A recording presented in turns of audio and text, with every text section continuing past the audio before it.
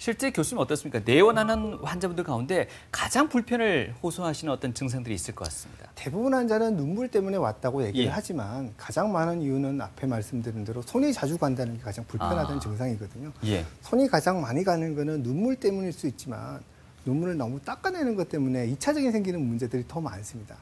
많은 분, 나이 드신 분들이 손수건을 매일 소독해서 나는 닦고 있다고 얘기를 하는데 사실 아무리 소독을 해도 여러 번 닦으면 피부에 자극이 생기게 네. 되고 그것 때문에 2차적으로 더 불편하거든요. 가장 좋기로는 사실 세수를 하는 게 가장 좋아요. 하지만 세수는 집에서만 할 수 있지 밖에 나가서는 불가능하잖아요.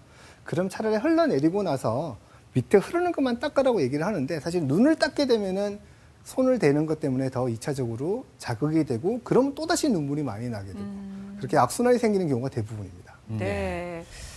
보면 앞서서 뭐 상수관, 하수관 이렇게 나눠서도 말씀을 주셨는데 네. 원인이 다른 만큼 치료법도 달라질 것 같습니다. 어떤가요? 사실 배출 장애가 가장 많은데요. 앞에 말씀드린 우리가 눈물을 많이 일으키는 질환들은 눈썹이 찌르거나 또는 눈물이 다 감기지 않는 그런 질환들은 우리가 다른 색흑등 검사를 통해서 알 수 있습니다. 그래서 원인 질환을 치료하는 게 가장 우선이고요. 잘 알 수 없는 우리의 눈물 배출 장애라는 되게 여러 가지 이유 중에서 각자 원인에 따라 치료법이 다 달라지게 됩니다. 왜냐하면은 여러 가지 원인이 있지만 증상은 똑같이 눈물 흘림으로 나타나거든요. 그래서 가장 먼저 눈물 점이 좁아져 있는 경우인데요. 이 경우가 가장 손쉽게 치료를 해결할 수 있습니다. 다른 곳은 다 괜찮은데 눈물 구멍만 좁아진 거죠. 그러면 이 구멍만 넓혀주면 되거든요. 그래서 저희가 이 구멍을 살짝 넓혀주는 방법을 할 수 있고요.